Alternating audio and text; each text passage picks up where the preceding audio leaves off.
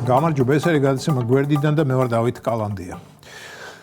ვოლოდიმერ ზელენსკის უთქვამს, რომ პუტინი მალე მოკვდება, ეს ფაქტია და ყველაფერი დამთავრდებაო.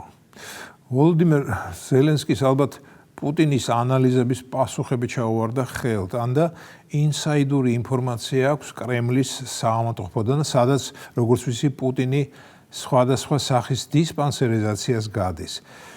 მე დავინტერესდი პუტინის ჯანმრთელობითა და მისი ცხოვრების წესით. მოვიძიე ინფორმაცია და ვაღიარებ ასეთი ცხოვრების წესითა და ასეთი ჯანსაღი კვებით, როგორც პუტინი ცხოვრობს და იკვებება, ჩვენს რომ ვიცხოვროთ, მეორე მოსვლამდე დაუბერებლად გავატანთ და შეიძლება იმის იქითაც.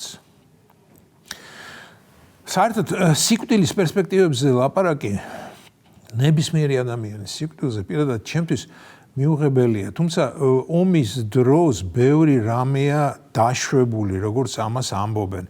ისეთი რამეც, რაც მშვიდობიანობის დროს მიუღებელი იყო. მაგალითად, მეორე მსოფლიო ომის დროს ილია ერენბურგმა დაწერა ლექსი მოკალი, უბეი, გასაგებია, ვისაც ეხებოდა ამ ლექსის გზავნილი. 80-იან წლებში პერესტროიკის დროს იმ ლექსმა საკმაოდ მწვანე პოლემიკა გამოიწვია, ანუ პოეტი, ჰუმანისტი უნდა იყოს და ასეთი რამის დაწერა არანაირ სიტუაციაში არ არის მისაღებიო. ასეთივე სათაურის ლექსი კონსტანტინე სიმონოვს ჰქონდა. იმ ადამიანს, ვის კალამსაც ეკუთვნის ომზე დაწერილი ალბათ ერთ-ერთი ყველაზე ემოციური ლექსი დამელოდე და დაუბრუნდები. Жди меня, и я вернусь. არ გეგონოთ მეგობრებო, რომ მე ახლა იმის განსჯას ვაპირებ, ვინ და რა უნდა დაწეროს და თქვას, როდესაც მის სამშობლოში ომია. მით უმეტეს, რომ ამ საკითხზე პასუხი არ გამაჩნია. ზელენსკი იმ ქვეყნის პრეზიდენტია, რომელსაც თავს დაესხა გაცილებით უფრო ძლიერი ქვეყანა. დიახ, დაესხა თავს და მიუხედავად პირველი თვეების აღფრთოვანებისა და შეგონების, რომ უკრაინა იგებს ომს და კრემლი დღეს თუ არა ხვალ დაეცემა, რუსეთი დაიშლება და წითელ მოედანზე უკრაინელი ჯარისკაცები გამარჯვების მარშით ჩაივლიან, რეალობაში ასე არ მოხდა. ეჭვი მაქვს, რომ არც მოხდება. ხო და იმას ვამბობდი, რომ ზელენსკი ძალიან გამწარებული იქნება და მე მისი მესმის, ალბათ მან ვიღაცებს დაუჯერა, მას ბევრი რამეს დაპირდნენ, მას ეგონა, რომ უკრაინის გამო მთელი ევროპა ჩაერთვებოდა ცხელ ომში და ასე არ მოხდა. ამიტომაც მისი ბოლოდროინდელი განცხადებები დარწმუნებული ვარ, გადაჭარბებული ემოციის ფონზეა ნათქვამი. მე რომ მის ადგილას ვიყო, ალბათ პუტინზე იმავეს ვიტყოდი, თუმცა ეს არ ამგონია სიმართლეს შეესაბამებოდეს.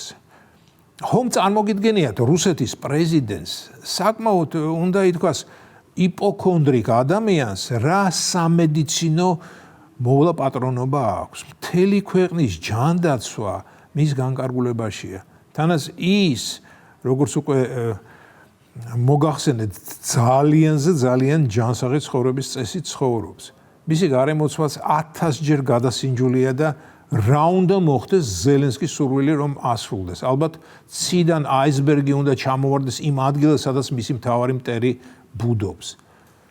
და ჰიპოთეტურად ასეთი რამ რომ წარმოვიდგინოთ, დიდი ეჭვი მაქვს, ვინც მოვა პუტინის ადგილას, რომ ის ზელენსკისთვის სასურველ პოლიტიკას გაატარებს. უარეს კი, ბატონო, მაგრამ ჰუმანურობისკენ და უკრაინის ტერიტორიების დეოკუპაციისკენ არც ერთ ნაბიჯს არ გადადგავს და თუ გადადგავს, თავისიანების შეჭამენ, თანაც უმარილოდ. ასე მგონია მე. ზელენსკისადმი ძალიან ცუდი დამოკიდებულება მაქვს მან თავის დროზე ჩვენი ქვეყნის პრეზიდენტზე, რომლისადმი მე ყოველთვის ძალიან ცუდი დამოკიდებულება მქონდა, მაგრამ მისი ლანძღვა და მისი დაცინვა ეს მხოლოდ ჩემი და ჩემი ქვეყნის მოქალაქეების პრეროგატივაა. ხო და ზელენსკი მის მიმართ ისეთი სიბინძურა იკადრა, რომ ამის დავიწყება შეუძლებელია.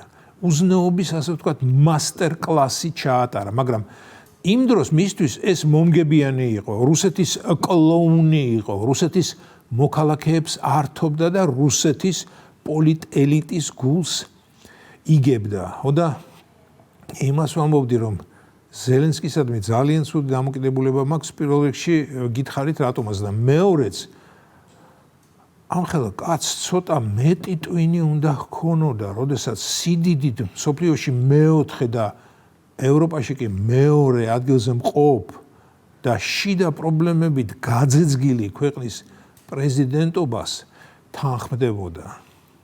რა ნარცისი და თვითდაჯერებული უნდა იყოს ადამიანი, რომელიც ქვეყნის მართვის ბაიბუში არაა და ამავე დროს პრეზიდენტობას თანხმდება. ხო, ახლა ალბათ ყოველ დილით გაზეთების პირველ გვერდს ათვალიერებს პუტინის ნეკროლოგს ეძებს. ეს იყო გადაცემა გვერდიდან და მე ვარ დავით კალანდია.